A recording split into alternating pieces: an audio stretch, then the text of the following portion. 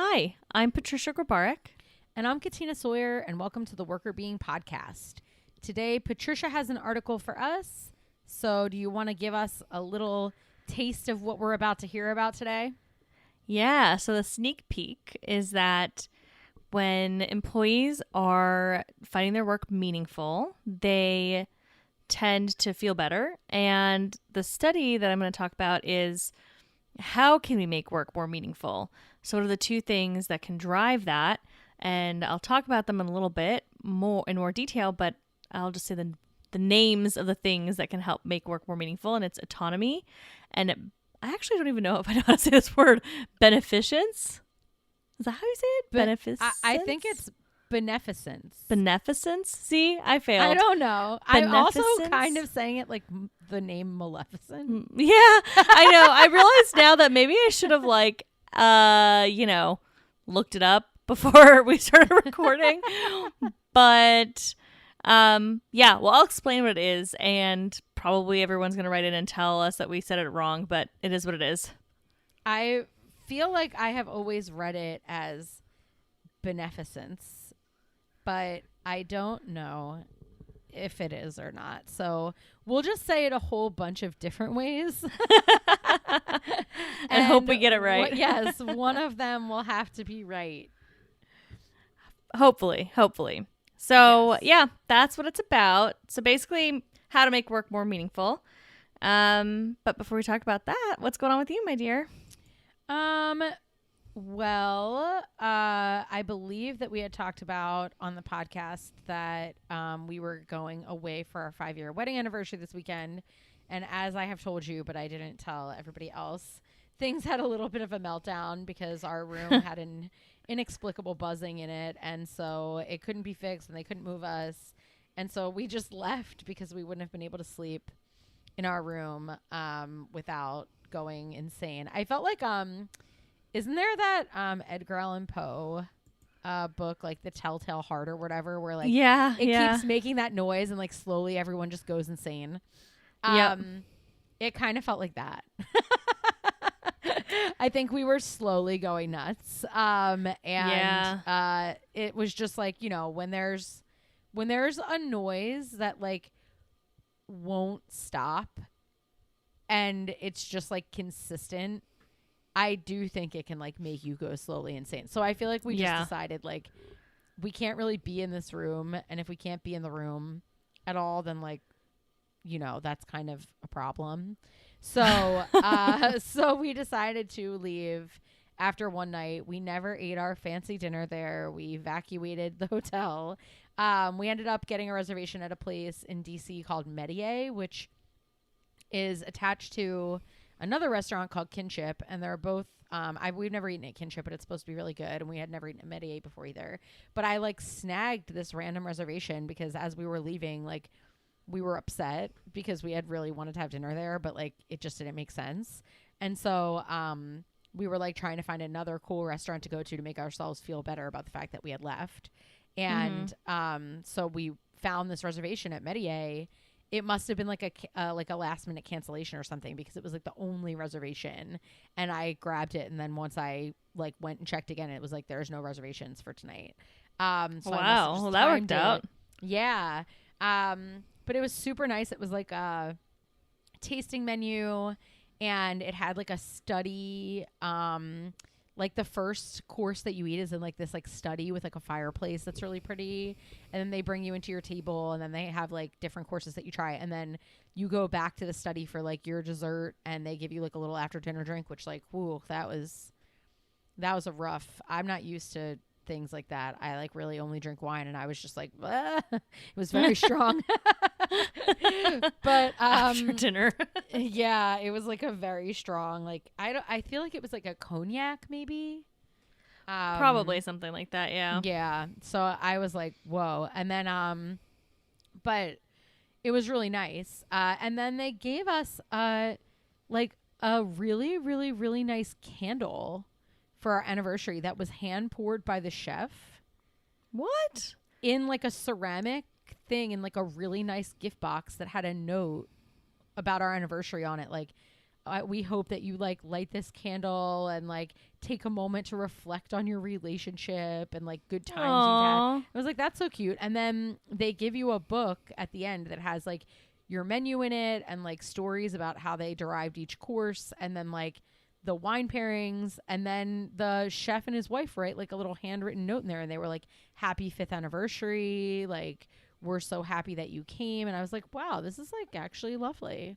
That's so nice. They saved Yeah. the day. They saved the day. I know. So I'm very thankful to Medier and Chef Eric Zebold or Zybold. We can't pronounce anything today. I don't know how to say his last name. But it was very good. We had a really nice time.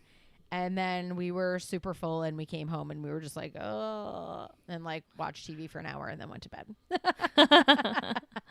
Well, that sounds lovely. Yes. I am glad the dinner worked out. That sounds like really cute. What a like nice personalized little experience. Yeah, I know. I feel like they were like so like all the little details were really, really nice. So it ended up being a good time, even though the beeping room was not what we expected.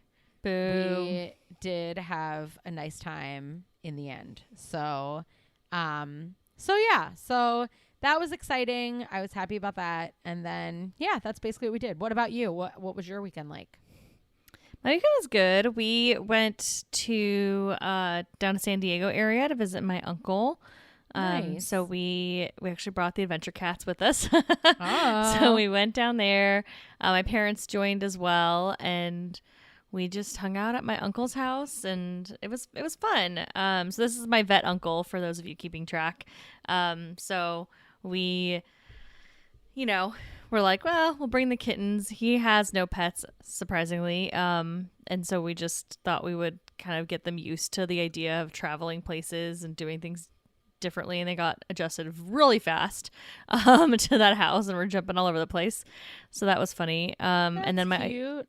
Yeah, it was cute. And then my uncle's like a really, really good cook and like makes everything from scratch, like butter and everything. Like everything you could think of, he makes from scratch. So it's always fun because I'm like, well, what are we going to have today? Like, what is he going to make? And so we had a good dinner. I would say the highlight was a pumpkin butternut squash soup that he made. That was fantastic. Ooh, I love that. That's I know. delish. It was so good. So yeah, it was a good time just hanging out with family, and that's really all we did. Exciting. Well, that's really fun. Yeah, it was think nice. that sounds like a lovely little weekend. It was nice for sure.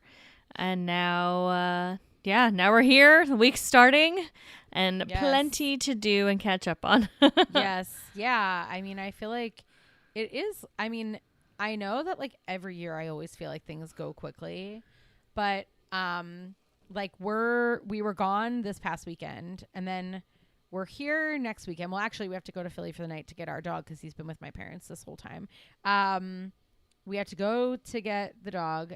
Then the following weekend we're here, and then after that we're gone. Like after that, it's like Thanksgiving. Mm-hmm. And then my cousin's getting married. We're gone for that. And then there's like one more weekend, and then we're gone to St. Martin's, and then it's Christmas. I know. I'm It's like, what the heck is going bizarre. Yeah, it's bizarre how fast the past few months have gone. And then now it's like all of a sudden, basically it's Thanksgiving. Yeah. And here come the holidays. How is that on? possible? I know. I was like, yesterday we had trick-or-treaters. It's the first time we ever had trick-or-treaters at our Oh, house. cute. Yeah, except for that, I'm like the only, well, not the only, but like between Brendan and I, I'm much more social. And so I decided everybody in our neighborhood sits outside on lawn chairs, and they put like their candy out on like a table. So like for COVID purposes, you don't have to get too close to anybody. And so everybody was like sitting out there with their candy, and like Brendan wouldn't sit out there with me. So I just sat by myself. But I like got to meet like our neighbors and stuff that we haven't met at all because of COVID. And there was all these like cute kids that came by and like took candy, and they all had cute little costumes. And so that was kind of nice. That's really nice. That's fun. Yeah. Yeah, we had no trick-or-treaters. I think looked like there were some walking around the complex, but our unit is like all the way in the back. And I think it's just kind of an awkward one to find. Like, we're all the way in the very back corner of the building, which is great for us because we have more privacy and it's like way more quiet here. Right. But that means that nobody really trekked our direction for candy. So now, unfortunately, we have too much candy sitting in our house. Yeah, we like definitely never were in a house that anyone ever came to. And then last year they didn't do Halloween. So while we were here, we haven't had it. And I was like, look at all these kids walking. And like, this is like such a real Halloween. And like, we got a lot of trick-or-treaters walk by. I will say though, I was a little disappointed because I left the bowl of candy out and someone took the bowl. What? And I was like, why do they want the bowl? Like, what kid wants this metal bowl? That is bizarre. I figured someone was going to take all the candy, which was fine. Like, I was like, I hope someone takes all this. And so I was like thinking we would go out before we went to bed and just like collect the bowl. But like, it was all gone. That is weird. That is really weird. Like, who takes the bowl? Why do you want it? Like, I don't understand. I was like, okay. Brendan was like, I just got that bowl. I was like, I'm sorry. It's gone. No more bowl. I don't know what to tell you. Yeah. The bowl is no longer with us. But yeah, so that was the only thing. I was like, dang, kids took my bowl. Stupid thieves. Yeah, seriously. But in any event, it was nice to sit outside and see all the cute little costumes go by. All the little kids were so cute. So that was nice. That was the only other exciting thing. But now I have to like take down my Halloween decorations, and I like put a note in my book to put up Christmas decorations before we leave for Thanksgiving. And I'm like, oh my God, this is crazy. Wow. I know. That is so crazy. Well, we're here. It's holiday season. Yes, very true. Very true. That's where we're at. And speaking of the holiday season, often people find that it helps them return to things that they find meaningful, like friends and family. Perhaps we could talk about what makes work meaningful. If I didn't laugh, that would have been the most slick transition I think we've ever done on this show. But I couldn't help because I knew where you were going, and I was like, oh, here we go. Here's the transition. That was it. That was it. It's a good one, though. I think it's a really good one. But yes, let's talk about meaningful work. So awesome. This article was, it's brand new. It's published in the Journal of Vocational Behavior, written by Martela, Gomez, another name I can't pronounce, sorry, Unanue, Araya, Bravo, and Espejo. Mm-hmm. And the article is called What Makes Work Meaningful? Longitudinal Evidence for the Importance of Autonomy and Beneficence for Meaningful Work. Hopefully I said that correctly. Yes. But yes, so it's a brand new article that really looked at what causes us to feel like work is meaningful. Like, what are the things that put us into that experience, right? And we know that meaningful work is important. So meaningful work is basically like when you subjectively feel and experience that your work is somehow either existentially significant, or you find it valuable to either your own purposes or to like the world at large, right? Mm-hmm.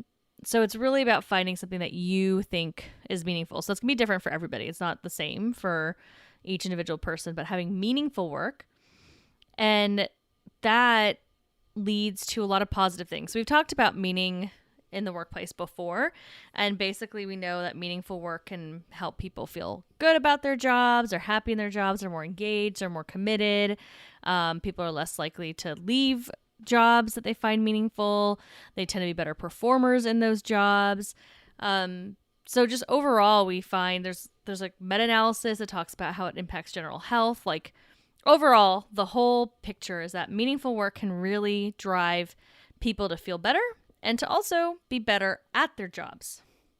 Awesome. So we should, as people that care about wellness, we should care about meaning because it improves people's well-being, but companies should care about meaning because it also helps improve people's ability to perform. Exactly. Yes. Cool. So it's like a win-win for everybody. So Nice. having meaningful work is important. Awesome. So, yes. So this paper, what it looked at is what are the things that can cause you to have meaningful work? And they really relied a lot on self-determination theory, which we've talked about before, I believe. But basically, that theory just says that humans have some innate psychological needs. So things that we need to feel good in our environment, right? And the three things in that theory are autonomy, so the ability to control your work, competence, which is basically feeling like you're actually able to do the work and you're good at your job, and then relatedness, so feeling a connection to other people at work. Awesome. So these are the three things that basically make up whether or not you experience meaning on the job, are sort of these three components. So they're saying that these three components are things that we need psychologically to, have our needs met and feel good. And so they were theorizing that these should impact whether or not people find their work meaningful. Gotcha. Spoiler alert, Okay. not all of them work. Okay. All right. Yeah. Yeah. Okay, so that's good to know. Yep, exactly. So those are the three things in that theory. But then they also decided that they wanted to look at one more because there's been some recent research that says basically alongside the need for autonomy, competence, and relatedness, there's this additional need for beneficence, which basically has been found to impact wellness as well. And so beneficence, the word we cannot say, is basically it's the feeling that you are contributing positively to other people. It's that you're making some sort of pro-social impact. So it's like, for example, you might feel this when you go and work at a soup kitchen over Thanksgiving, right? So you feel like this positive feeling that you've made some sort of impact, that you're contributing in some way. So there's some research to show that people have a need for that as well. Okay. So it's kind of like, it sounds like it's sort of like a feeling that you're doing good in the world, or a feeling that you're doing good. I don't know if it's like the same as like altruism or helping, but like a feeling of like the impact that you're having is positive. Yeah, exactly. Like you Okay. are doing something to be helpful, to help others. You're doing good and you feel good about it. Okay. Awesome. That sounds good. That Yeah. sounds lovely. Yeah. So they basically decided, okay, let's look at these four things. Let's look at autonomy, let's look at competence, let's look at relatedness and beneficence, and see which of these things drive whether or not you find your work meaningful. And they collected data on 3 different occasions with 3 months in between. So basically be like, month 1, they collected some data, then they had 3 months pass. So then in month 4, they collected the next set of data, 3 more months, etc. I did it 3 times, and they actually used a sample of Chilean workers. So it would be interesting for me as a reader of this research to see how this plays out broadly. I mean, we often talk about a lot of US-centric samples, which we need to know whether that plays out the same way across the globe, and the same thing here, right? But there's some reason to think it might stand elsewhere. And basically, they had employees answer questions on those 4 things plus meaningful work. So they're measuring them in each time period. And that would let them kind of, especially in time 1, they could control for, how meaningful they found their work from the beginning, and then see how, like, over time, if you feel autonomy in time 1, do you think your work is more meaningful in time 2, etc. Okay, cool. Yeah. So they were really trying to kind of understand, like, which actually predicts the other thing versus whether or not there's a relationship. So that's why there's these big gaps of time between when they ask these survey questions. Gotcha. Okay, that makes sense. Yeah. So I'll just kind of give you a sense of what the questions were. So for meaningful work, for example, a question that a person would agree to would be, my work has a clear sense of purpose.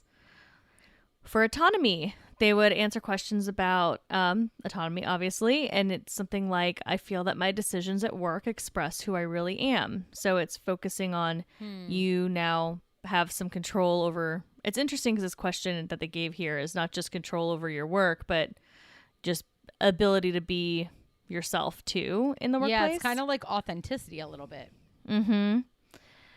Then for competence, it said one of the questions they gave was, I trust that I can do things well in my work. For relatedness, I feel that the people I care about at work also care about me.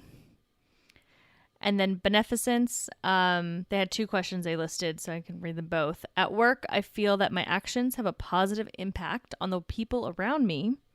And the things I do in my work contribute to the betterment of society. So you can see there's kind of two pieces there, like people more proximally and people broadly within the society. Yeah. Okay, that's cool. I think that those all make sense. I would say, as you mentioned, the autonomy question is a little bit funky because it's not, it's like a little bit of a mix of like two things, but it's possible that it's just that one item and the other ones are more like tied to the broader idea of, having control like over your schedule or over your time, like how we generally think of autonomy. Yeah, it seems like it. It seems like there's multiple questions and there's probably some that are a little bit more aligned with what we would have expected. Mm-hmm. Yeah. Okay, cool. Well, that all sounds good. Yeah. So they tested this in a couple different ways. So I'm not going to go into the statistics around it, but basically, I'm going to give you kind of like a snapshot of what predicts what just generally, and then from like a bigger picture model perspective, what worked. Cool.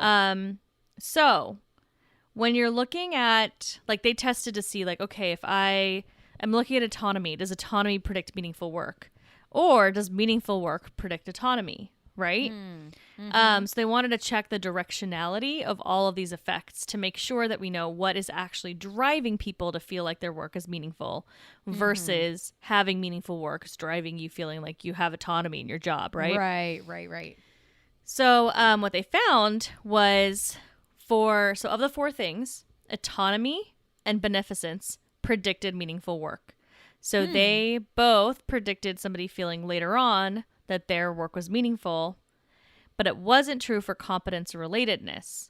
So for competence and relatedness, it actually was that meaningful work predicted whether or not somebody felt competent later on and whether or not they felt that sense of connection or relatedness later on. So kind of like the reverse relationship was happening there.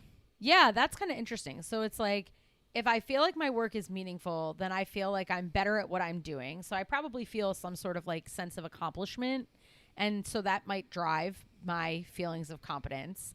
And then if I feel like my work is meaningful, I'm probably likely to feel like I'm connected to others in why we're there, connected to a broader purpose, or maybe even connected more to like customers or people that are like end users of whatever service or good you're providing. So I could see why those feelings of meaning would actually cause people to feel like, hey, you know what? Like, I'm good at this and I'm connected to other people. Yeah, exactly. It makes a lot of sense when you like talk through it. But it was definitely surprising for them because they thought it would be the other way around. Yeah. But then when it comes to autonomy, like autonomy actually predicts whether or not somebody finds their work meaningful. So that one's interesting. It's basically, I feel like I have control over my decisions and how I do my work. And now I feel like my work is meaningful, which kind of makes some sense, right? It's like I have control over what I'm doing. Therefore, the way I'm doing it matters to me. I'm doing it in a way that I want to do it. And so therefore I feel like my work has some purpose. That can make sense to me. Yeah, like I have the ability to sort of craft the job the way that I want it to be, and so I can get it closer to what I find meaningful than if I didn't have that control. Exactly. And then with beneficence, it's really like this one makes the most sense, right? Like I feel like I am making an impact in the world and so or to people around me, right? I'm saying that at work I feel my actions have a positive impact on people. Mm-hmm. And therefore, because of that, I feel like my job is meaningful. So that makes a lot of sense. It seems like a easy straight line there. Yeah, that makes that. Yeah, that definitely is straightforward. That if I feel like, I'm doing something good in the world, that's going to make me believe that what I'm doing is meaningful. So that makes perfect sense to me. Yeah. So I personally thought that was interesting. That's kind of like the simple stuff I wanted to pull out. One thing that they did is when they looked at like a much more complicated model, they did find that no matter what, even when you control for autonomy, competence, relatedness, anything else, beneficence was a meaningful driver of meaningful work. Yeah. And the same for autonomy. So both of those things, regardless of how competent somebody felt or any of the other factors, they still had a significant impact on meaningful work. So basically the second model just drove home that point that beneficence and autonomy really, really do impact whether or not people feel like their work is meaningful. Yeah, I think it's really interesting because I think a lot of times companies are trying so hard to get people to feel connected to their work. And like, I hear leaders saying that all the time, and I'm sure you do too. Like, why don't all employees care about this the way that we do? Or why doesn't everybody feel connected to this work? Or, I really wish that every person in the company would feel a part of it or Have a passion. Yeah, exactly. So I think like a lot of companies are trying to get that to happen. And I think that probably reminding people about the positive impact that they're having and, letting people know how important the work is that they're doing or connecting people with customers that had a great experience or talking through the good that they're doing in the world. Like those are things I think companies might think to do in order to increase that. Although I can't say that I think that they do a great job at it or don't need a reminder about that. But I think the autonomy piece is kind of interesting because I don't think that companies would necessarily make the connection that providing employees with more autonomy would help them solve that problem. So I think that's like one that probably is particularly interesting for companies because I don't think that it's as intuitive and people probably wouldn't use it as a go-to solution for solving that specific issue. Exactly. Yeah, I think it's a really interesting takeaway, which they talked about exactly that in this article, right? They said there's two things that leaders can do to try to drive employees to feel like their work is meaningful. And one is to do what you had just described. So increase employees' sense of beneficence, basically helping them see the impact, making it super concrete, having, I don't know, customers or clients or whoever, patients, whatever it is, come in and tell stories about how what's been done has been impactful for them, have them directly interact with people that are recipients of their work. Things like that can really help people feel like, oh, wow, what I'm doing does matter. Mm-hmm. But that's not always easy to do. Yeah. Yeah. But autonomy can be a little bit easier. So having really good autonomy supportive management practices. So letting your employees make decisions where they're able to, giving them the chance to make flexible schedules, giving them the opportunity to do the work the way they want to, and letting them drive their own work experience in terms of how they complete their tasks can make a big difference. So I think that's a really interesting takeaway. That's, I want to make my employees more passionate, find more meaning in their work. Whatever the reason leaders are really wanting to drive that. I mean, one, engagement, right? That's a big one. But for whatever purpose, like you said, a lot of companies want people to feel connected to the mission, the purpose, the goal of the company. Well, easy way, let them actually just do their jobs and figure it out themselves. Treat them like adults. Right.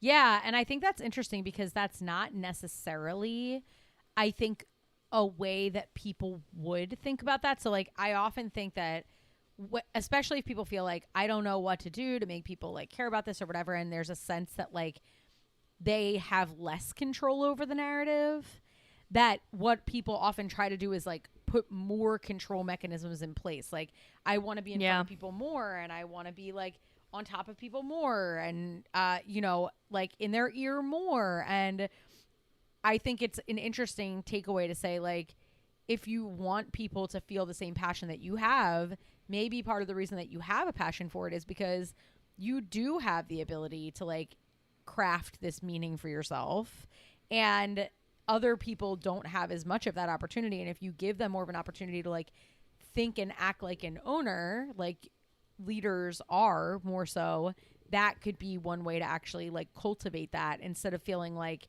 you have to like clamp down and take more control over it. Yeah, exactly.